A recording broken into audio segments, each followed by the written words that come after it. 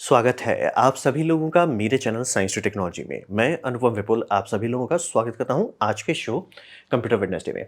आज हम लोग बात करेंगे लीची पाई 4a के बारे में। तो आइए समझते हैं, ये रिस्क 5 सिंगल बोर्ड कंप्यूटर है। तो ये जो लीची पाई है, नाम बहुत अच्छा सा किए हैं, रास्पबेरी पाई को लीची पाई में बदल दी है। ये सिंगल बोर्ड प्लेटफॉर्म है जो कि बहुत सारे आजकल आने लगे। रास्पबेरी पाई ने इसे सक्सेसफुल बना दिया, उसके बाद कई सारे क्लोन आए। तो जनरली जितने क्लोन आते हैं मेजोरिटी उसमें आर्म रहते हैं, एक दो ठो को छोड़ के, और एक दो ठो जो दूसरा रहता है वो जनरली x86 रहता है। तो यही दो जनरली आपको मिलेगा। लेकिन ये रिस्क 5 चल रहा है। रिस्क 5 एक ओपन सोर्स आर्किटेक्चर है, इसीलिए इतनी बड़ी बात है। तो इसमें यूज़ हो रहा है TH1520 SoC, यानी ये जो आप देख रहे हैं ये क्वाड 4 रिस्क 5 एसओसी है। और इसको अलीबाबा बना रहा है। अलीबाबा को रिसेंटली हलाल किया गया है, यानी कि कंपनी ली गई, उसे छोटे छोटे हिस्सों में बांट दिया। जिनपिन को थोड़ा दिक्कत होता है कि भैया कोई अगर बहुत पॉपुलर हो जाता है तो उसे हलाल कर दिया जाता है, तो कंपनी हलाल कर दिए। तो अब उस अलीबाबा के अंदर एक ब्रांड का नाम आ जाता है जो है टी हेड, वो ये फिजिकली बना रहा है चाइना में। मतलब इसका अच्छा चांस है फैब्रिकेशन, मतलब सिलिकॉन का फैब्रिकेशन ताइवान में हो रहा है। और ये एक डेवलपमेंट बोर्ड है। और ये डेवलपमेंट बोर्ड में यूनिक इसलिए है कि रिस्क 5 पे अभी तक सब लोग कूद रहे हैं, लेकिन आम पब्लिक कहाँ जाए। जैसे कि आप वेस्टर्न डिजिटल हो, आप कुछ भी कर लो, आप रिस्क 5 अपने घर में डेवलप कर सकते हो। लेकिन अगर आप एक डेवलपर हैं, स्टार्टिंग है, कोई प्रोडक्ट बनाना चाहते हैं, कुछ सर्विसेज देना चाहते हैं, उसके लिए अगर आप रिस्क 5 में कूदना चाहते हो, रिस्क 5 के लिए कोई वैसा इकोसिस्टम नहीं है कि हाँ मैं ये खरीद के इस पर रिफाइन कर लूँ। जैसे आप रास्पबेरी पाई से आम का काफ़ी अच्छा अंडरस्टैंडिंग ले सकते हैं, वैसे आप रिस्क 5 के साथ नहीं कर सकते। तो ये उसी प्रॉब्लम को सॉल्व करने के लिए, जैसे होता है ना गेम कंसोल रिलीज़ कर दिया सर, उसको रिलीज़ करने से पहले आपको रिलीज़ करना पड़ता है उसके डेवलपर किट, जो मतलब जो गेम स्टूडियोज के पास जाता है, वो उस पर गेम बनाते हैं, फिर जाके ये होता है कि हाँ भाई फाइनली गेम लॉन्च होता है। तो यहीं पे ये समझिए, ये डेवलपर किट है रिस्क 5 के लिए, और खासतौर पे ये एसओसी के लिए TH1520। और अगर ये सक्सेसफुल हो जाता है, इससे कोई मान लीजिए प्रोडक्ट बनाता है, एंड में ये होगा कि ये मॉड्यूल ही लगा दे, या तो वो एसओसी को ही बल्क ऑर्डर कर दिया जाए। तो इसमें डेवलपर किट के तौर पे इसे देखना है। ऐसे मतलब कंज्यूमर यूज़ कर सकता है, लेकिन उसके लिए बना नहीं है। इसमें 3 ऑप्शन है, जो कि एक ऑप्शन बहुत अजीब है, 4 जीबी जो $85 पे दे रहे हैं, जो कि ऑड बात है आज के टाइम में। 8 जीबी ठीक-ठाक है, $100 का टारगेट है। और 16 जीबी जो है $145 का। इंडिया में डायरेक्टली अवेलेबल नहीं होगा, तो 15-16 हज़ार दे के आपको लेना पड़ेगा। तो ये हो गया लीची पाई 4a। तो अब बात करते हैं स्पेसिफिकेशन का। तो यहाँ पे समझिए कंप्यूटर हॉर्स पावर में कि कितना ये एक्चुअल कंप्यूट कर सकता है, कितना नंबर क्रंच कर सकता है, बहुत पावरफुल है। यानी कि रास्पबेरी पाई से जेन्युइनली काफ़ी आगे जा चुका है। और मतलब नोड भी नया है। तो ये रास्पबेरी पाई जनरली जैसे 28 नैनोमीटर का नोड के आसपास है, तो ये है TH1520 12 नैनोमीटर पे है, यानी काफ़ी आप देख सकते मतलब हॉर्स पावर के मामले में काफ़ी आगे है। और रिस्क 5 का 2 गीगा हर्ट्ज का C9 और 10 कोर स्ट्रक्चर यूज़ किया गया 4 बार। तो मतलब काफ़ी भरपुष्ट है। उसके ऊपर इसमें न्यूरल प्रोसेसिंग यूनिट भी दिया गया है, जैसे कि आप लोग एनवीडिया का जेटसन नैनो देखते होंगे, वो एक न्यूरल प्रोसेसिंग यूनिट है। ये वैसे समझिए आज के टाइम में काफ़ी चीज़ न्यूरल प्रोसेसिंग यूनिट का इस्तेमाल करते हैं, यानी कि न्यूरल नेटवर्क को चलाने के लिए एक डेडिकेटेड हार्डवेयर आपके मोबाइल फ़ोन में होता है, खासतौर पे नया में कैमरा का जो बैकग्राउंड ब्लर होता है वो सब होता है, वो सब न्यूरल नेटवर्क में चलाया जाता है। न्यूरल नेटवर्क को अगर आप सीपीयू पे चलाते हो उतना एफिशिएंट नहीं रहता है, तो उसके लिए एक डेडिकेटेड हार्डवेयर बनाया जाता है जिसमें वो ज़्यादा तेज का काम कर सकता है कम एनर्जी पे। तो न्यूरल प्रोसेसिंग यूनिट दी है, यानी कि आप थोड़ा हैवी क्रंचिंग कर सकते हैं इसका इस्तेमाल करके। डुअल गीगाबिट ईथरनेट दे दिया है, मतलब आप देख सकते हैं पोर्ट के मामले में कोई कमी नहीं है, ठूस ठास के दिया गया है, कोई लोड नहीं लेना है। और ये मतलब रैम मॉड्यूल के साइज का इस्तेमाल कर रहे हैं। रास्पबेरी पाई 3 तक में ये रैम मॉड्यूल पे चल रहा था, फिर उसके बाद 4th में उन्होंने बदल दिया। क्यों बदला वो जाने, लेकिन इसमें ये लोग वापस रैम मॉड्यूल पे ही रह रहे हैं। इससे फ़ायदा है कि अगर कंपनी डिसाइड करती है, जैसे मान लीजिए कोई स्टार्टअप है वो कुछ बनाता है, जैसे टीवी हो जाए, कुछ भी प्रोडक्ट बनाता है, उनको ये होगा कि भैया ये हम आराम से खरीद सकते हैं, लगा सकते हैं। और अगर कंपनी यानी कि जो इसे डेवलप कर रही है वो इसका दूसरा वेरिएंट बनाती है इसी फॉर्म फैक्टर में, तो वो सीधे प्लग इन प्लेस हो जाएगा। तो इसका फ़ायदा है, नुकसान भी है, फ़ायदा भी है। तो ये डाल रहे हैं डुअल गीगाबिट ईथरनेट दिया, 4 यूएसबी पोर्ट दिए हैं जो कि 5 जीबीपीएस पे चलता है, जो कि काफ़ी है। और इसमें LDDPR4 दिया गया है जो कि 3733 मेगाहर्ट्ज़ पे चलता है, यानी कि 1-2 साल पुराना मतलब कुछ साल पहले का लैपटॉप भी उतना पावरफुल नहीं था। तो मतलब काफ़ी भरपुष्ट स्पेक्स के मामले में भरपुष्ट है। हाँ, बस एक चीज़ थोड़ा सा कम है, इसमें 20 पिन जीपीआईओ है, जबकि बाकी सारे में 40 तक जाता है। यहाँ पे इनका है कि ये कंप्यूटर ज़्यादा है, ना कि वो अगर आपको इसके साथ कुछ हुला-लाला करना है तो जनरली आप माइक्रो कंट्रोलर लगाओगे, तो इसी में पिन डाल देने का बहुत ज़्यादा फ़ायदा नहीं होता। इतना है कि काम हो जाए, लेकिन पिन अगर चाहिए तो उसके लिए अलग टूल आप ले सकते हैं। eMMC भी दे दिया जा रहा है बोर्ड में, ताकि आपको ये नहीं रहे कि एसडी कार्ड से चलाएँ। तो स्पेसिफिकेशन में आपको कोई टेंशन नहीं लेना, मतलब अच्छा से हस्ट, मतलब ये आप सोच सकते हैं आपको जैसे एग्जांपल दे देते हैं कि एसडी कार्ड चाहिए वो दे देते हैं, आपको है कि ईएमसी चाहिए वो भी मिल जाएगा, आपको जो जो चीज़ चाहिए, पावर ओवर ईथरनेट वो भी ऑप्शनल में अवेलेबल है, वाईफाई ब्लूटूथ हर चीज़ दिया जा रहा है, मतलब कोई भी चीज़ में कटौती नहीं है। तो उस मामले में तो कोई डिस्कशन नहीं करते हैं। तो बताइए टारगेट क्या है? काफ़ी चीज़ आपने डाल दी है, टारगेट क्या है? टारगेट ये समझिए कि इसमें पावर है, इसमें कोई डिस्कशन नहीं करना है। इसका हॉर्स पावर कितना ये क्रंचिंग कर सकता है, उसमें डिस्कशन नहीं है। अगर आप इसका सॉफ्टवेयर डेवलपमेंट किट ठीक से यूज़ कर लेते हैं, तो आपके पास बम बम मशीन आ जाएगा। यहाँ पे समझना बहुत ज़रूरी है, इसमें जितना कंप्यूट पावर है उतना उससे बहुत कम कंप्यूट पावर बहुत सारे मोबाइल फ़ोन होता है। लेकिन मोबाइल फ़ोन में आप देखोगे कि यूट्यूब आपका बहुत अच्छे से चल जाता है, इसमें नहीं चल पाता है। जब इसका लोग डेम्बियन चलाता है, ऐसा क्यों है? ड्राइवर्स उतने स्मूथ नहीं है। ये समझना बहुत ज़रूरी है कि हार्डवेयर सिर्फ एक हिस्सा होता है। आपको हार्डवेयर और सॉफ्टवेयर दोनों की शादी करानी होती है। जब ये शादी सही से होता है तभी अच्छा एक्सपीरियंस मिलता है। नहीं होता है तो टॉक्सिक रिलेशनशिप वाला मिलता है। कहने को सब चीज़ है लेकिन वो काम नहीं कर रहा है। और एप्पल क्यों सक्सेसफुल है, उनको यही समझ में आ गया, बाकी सारे अभी तक किसी ढंग से नहीं समझ में आया कि भैया सॉफ्टवेयर अच्छा होना चाहिए। मतलब पहले से तो बहुत अच्छा हो गया है, लेकिन अभी भी मतलब बटर नहीं है, और यहाँ पे वही समझना ज़रूरी है। यहाँ पे सॉफ्टवेयर आपकी ज़िम्मेदारी होती है।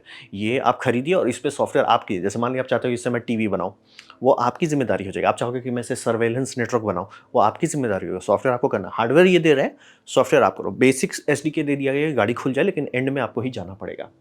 तो इससे बना क्या-क्या सकता है? मैं कह रहा हूँ टूल बन सकता है, क्या-क्या बन सकता है? जैसे एक सबसे डायरेक्ट एग्ज़ाम्पल है कि आप ये बना सकते हैं राउटर। बोलें क्या राउटर के लिए उतनी वैल्यू है? हाँ। बहुत वैल्यू है, क्योंकि अगर आप राउटर एक प्रॉपर कंप्यूटर मतलब मिनिएचर कंप्यूटर पे भी करते हैं, बहुत सारे एडवांस फंक्शन मिल जाएगा, जो कि जैसे मान लीजिए आप एक ऑफिस चला रहे हैं, छोटा सा ही ऑफिस है, वहाँ पे अगर आपके पास एक ढंग का राउटर है, आप बहुत सारा चीज़ कंट्रोल कर सकते हैं, ट्रैक कर सकते हैं और बहुत सारा अटैक वेक्टर सील कर सकते हैं, जो कि जिसके लिए सीधा-सीधा लोग बोलेंगे चुपचाप से पैसा लो हमको दे दो। और जितने भी एंटरप्राइज़ हैं वो सब में वैसे ही रहता है, उनका router almost super computer level का रहता है, ताकि वो सारा पैकेट्स को अच्छे से एनालाइज़ कर सके। बहुत सारा चीज़ आप कर सकते हैं अगर राउटर आपके पास ढंग का है तो।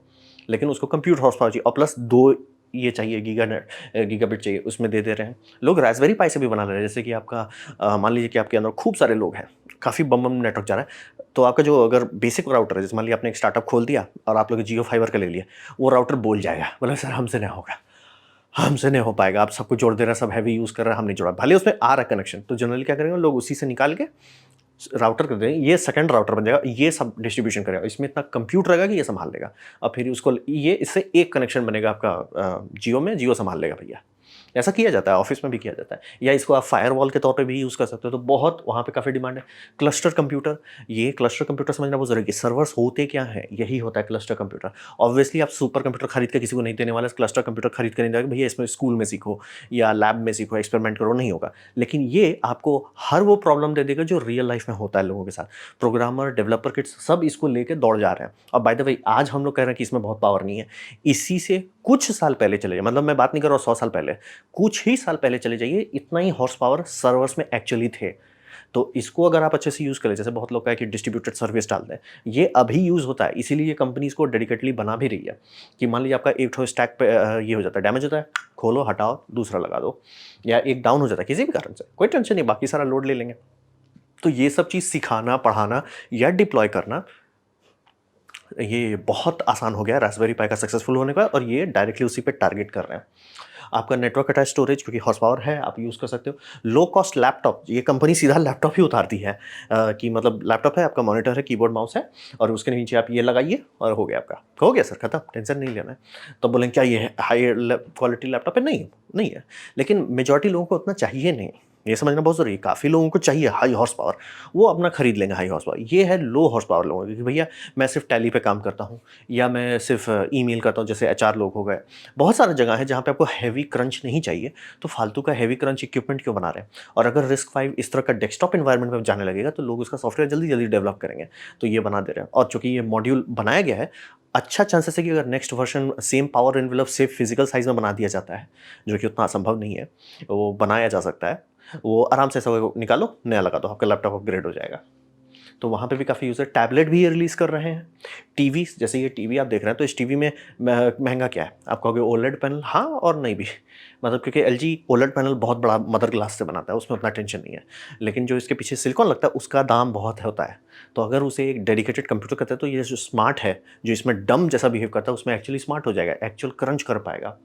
उसका भी है। मशीन विजन एप्लीकेशन, इसके लिए आपको चाहिए न्यूरल नेटवर्क प्रोसेसिंग। जैसे अगर आप ये करना चाहते हैं हार्डवेयर लेवल पे, ना कि एक मास्टर सर्वर में भेजो वहाँ क्रंचिंग हो, तो आपको चाहिए न्यूरल प्रोसेसिंग यूनिट। उसमें है न्यूरल प्रोसेसिंग यूनिट, यानी ये सब कमांड नेटिवली आप रन कर सकते हैं। फिर आपका डीवीआर हो गया, डिजिटल वीडियो रिकॉर्डर्स हो गया, सिक्योरिटी सिस्टम्स हो गया, मतलब बहुत सारा चीज़ है। 100 बात की एक बात, इसमें इतना हॉर्स पावर है, अगर आपके पास एक सॉफ्टवेयर डेवलपमेंट की टीम है, वो इससे कुछ ना कुछ अच्छा बना सकती है और कुछ ना कुछ बम बम किया जा सकता है। लोग रास्पबेरी पाई से कर ले रहे हैं, इससे तो आप और आगे जा सकते हैं। तो टारगेट बहुत वाइड है इसका, टेंशन नहीं है। इसीलिए मतलब स्पेक्स में कोई चीज़ में कटौती नहीं की, एकदम दे दिया, हर चीज़ दे दिया। तो अब बात करते हैं पॉलिटिक्स का। तो रहा बात कि इसमें पॉलिटिक्स क्यों आ रहा है, एक्सप्लेन कर देते हैं। सीसीपी और चाइनीज़ कंपनी दोनों को रिसेंटली हो गया है कि वो सैंक्शन जो इन पे लगाया जा रहा है वो तुरंत असर नहीं करता। सैंक्शन बहुत धीमा पॉइजन है, लेकिन असर आ जाता है।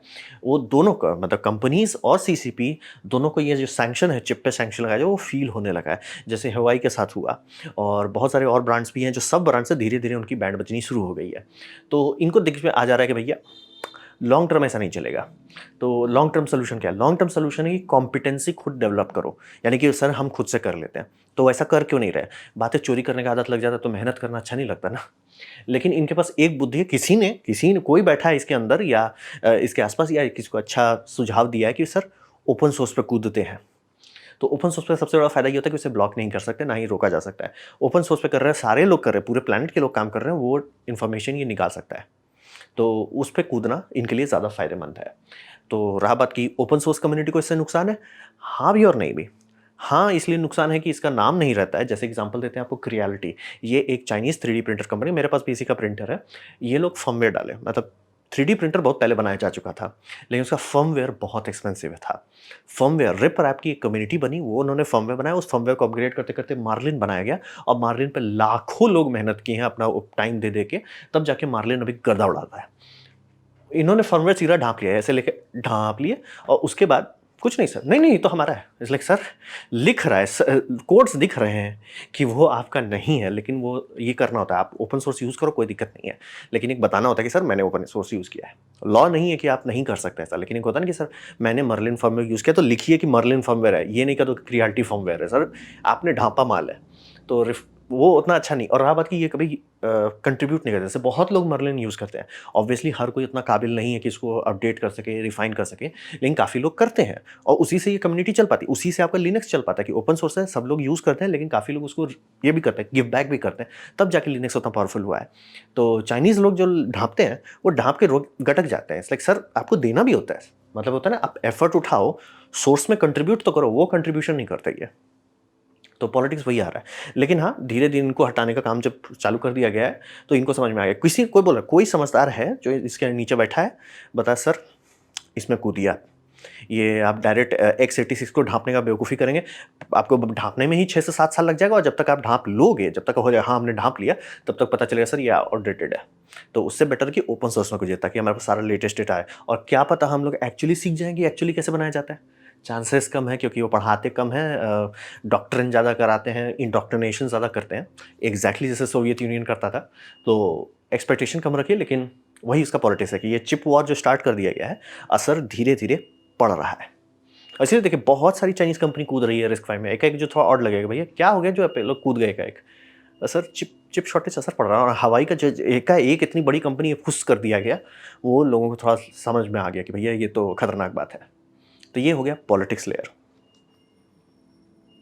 तो अब बात करते हैं फ्यूचर में क्या होगा। तो फ्यूचर में ये समझिए कि रिस्क फाइव जो है अभी के टाइम में, उसको ट्रैक्शन बहुत मिल रहा है, हर लोग कंपनी यूज़ कर रही है, और हो सकता है आपके कंप्यूटर में हार्डवेयर हो जो यूज़ कर रहा है, लेकिन ये सब माइक्रो कंट्रोलर लेवल पे है। यानी कि जैसे अभी मेरे घर में ये है, क्या बोलते हैं, एक एसी है, एसी के बगल में स्टेबलाइजर है, दोनों में अगर मैं खोलूँ, अच्छा चांसेस है मुझे एक माइक्रो कंट्रोल मिलेगा। उसमें 99% चांसेस है कि दोनों आर्म का ही माइक्रो कंट्रोलर होगा। तो वो सब जगह पे रिस्क फाइव कूदने लगा है, लोग रिस्क फाइव को यूज़ करने लगे। जैसे वेस्टर्न डिजिटल अपना एसएसडी के लिए जो कंट्रोलर बना रहे हैं, वो रिस्क फाइव पर बना रहे हैं। गाड़ी खुल चुकी है, लेकिन एज ए कंप्यूट प्लेटफॉर्म कि सर इसमें आप कंप्यूटेशन कीजिए, चाहे वो सर्वर एंड हो, चाहे यूजर एंड हो, या मोबाइल हो, वहाँ पे अभी ये बहुत हल्का है। वहाँ पे अभी भी लोग x86 या आर्म यूज़ कर रहे हैं। तो वही समझिए। और रिस्क फाइव को वाइडर ये अडॉप्शन चाहिए नॉर्मल कंप्यूटर पे, तभी उसका ग्रोथ हो पाएगा फुल लेवल पे। कस्टमर को जब कोई चीज़ छूने लगता है ना, तो लोग, क्योंकि कस्टमर पैसा देते हैं डायरेक्ट, तो कस्टमर मतलब घूम फिर के एप्पल क्या कर रहा है, कस्टमर को बेच रहा है। सब चीज़ एंड में कस्टमर से ही पैसा लेती है।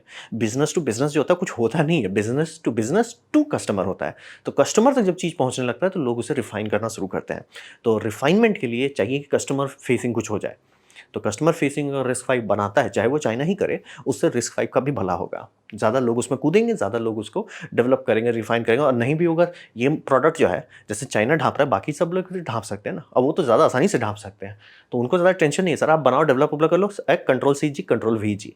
और सर जी आप ही नहीं ढाँप सकते, हम भी ढाँप सकते हैं, हम आपसे ज़्यादा बढ़िया ढाँप सकते हैं। तो ढाँपा जा सकता है। और ये जैसे अभी एक ठो चाइनीज़ कंपनी काम कर रही है कि मदरबोर्ड जो आप देख रहे हैं, ये बनाया जा रहा है कि इसमें 64 कोर दिया गया है। मतलब 64 कोर बहुत ज़्यादा नहीं हो गया? हाँ भी और नहीं भी। रहा बात कि 64 कोर या नॉर्मल होम यूज़ के लिए नहीं बनाया जा रहा है। ये बहुत सारे एप्लीकेशंस होते हैं जिनको आपको सीपीयू कोर चाहिए और बहुत चाहिए। और बहुत सारी चीज़ें होते हैं, खूब सारा पैरेलल कोर चाहिए, जिसमें जीपीयू हो गया, आपका न्यूरल नेटवर्क्स हो गया, कंप्यूटर कार्ड, इसीलिए जो कंप्यूट कार्ड्स होते हैं वो जनरली जीपीयू रहते हैं। लेकिन अभी भी बहुत सारा एप्लीकेशन है जिसको बहुत पावरफुल सीपीयू नहीं चाहिए, लेकिन सीपीयू चाहिए। ये मतलब जीपीयू का आर्किटेक्चर उसको नहीं पसंद आता है। उस केसेस में इस तरह के हार्डवेयर काफ़ी यूज़ होता है। जैसे एम्पेयर है, वो भी 128 क्या बोलते हैं कोर्स के सीपीयूज़ बनाते हैं, जो डेस्कटॉप्स में यूज़ होता है। डेस्कटॉप्स जो डेवलप कर रहे हैं कोड्स, जो कि आर्म हार्डवेयर पर चलेगा। तो इसका भी डिमांड है। तो बोल रहे काफ़ी कंपनी कूद रही है धीरे-धीरे, चाइना बहुत तेज़ी से कूदा हुआ है। तो रहा बात कि वेस्ट क्यों नहीं कूद रहा है? वेस्ट अभी दूसरा समस्या से जूझ रहा है। उनका समस्या है कि भैया ये चाइना हमें ढाँप लिया है। तो वो चाइना से वो ये कर रहे हैं, ब्लीड करा रहे हैं कि भैया ठीक है, एक काम करो थोड़ा-सा तुम वियतनाम में चले जाओ, एक काम करो थोड़ा-सा तुम इंडिया में चले जाओ, एक काम करो थोड़ा-सा तुम वापस अमेरिका में आ जाओ। ऐसे-ऐसे करके वो ब्लीड कर रहे हैं। तो उनका टारगेट है सप्लाई चेन फिक्स करना। सप्लाई चेन फिक्स हो जाएगा, बाकी सारी चीज़ उनके लिए बच्चों को खेलने चाहिए, क्योंकि x86 अमेरिका का है, आर्म हो गया आपका ब्रिटेन का, तो उनको कोई लोड लेने वाली बात नहीं है। एनवीडिया हो गया है ये यूएसए का, तो उनको लोड नहीं लेना है। उनको बस ये करना है कि भैया हमारा सप्लाई चेन तो ठीक करो। सप्लाई चेन ठीक हो जाएगा, उसके बाद वो रिस्क फाइव पे कूदेंगे। हमको वही लग रहा है कि रिस्क फाइव पे इसीलिए वो उतना तेज़ी से कूद नहीं रहा है, और चाइना कूद रहा है क्योंकि उसके पास कोई ऑप्शन नहीं है। तो देखिए, लेकिन इससे ये दोनों केसेस में फ़ायदा होगा रिस्क फाइव का, और ये बहुत अच्छी बात है। एक open source instruction set architecture आ जाए मार्केट में, इससे सबका फ़ायदा होगा। और इंडिया जो शक्ति प्रोसेसर बना रहा है वो भी रिस्क फाइव आर्किटेक्चर पे है, तो हमारा भी फ़ायदा होगा। तो देखिए, अगर ये सक्सेसफुल होता है, गाड़ी आगे बढ़ती है, हम सबका भला होगा। तो ये था मेरा प्रेजेंटेशन, जो RISC five single board computer आ रहा है मार्केट में, उससे क्या असर पड़ने वाला है।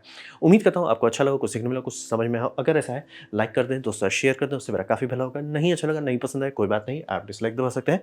मैं कहूँगा डिसलाइक 2 बार दबाएं, उससे मुझे पता चलेगा कितना ना पसंद हुआ। मैं आपसे कहूँगा कमेंट लिखें, मैं हर कमेंट को पढ़ने की कोशिश करता हूँ। आपसे कहूँगा सब्सक्राइब कीजिए, बेल दबाइए, अगर आप फ्री हैं तो। आपने वीडियो देखा, जानकर मुझे बहुत खुशी हुई। धन्यवाद।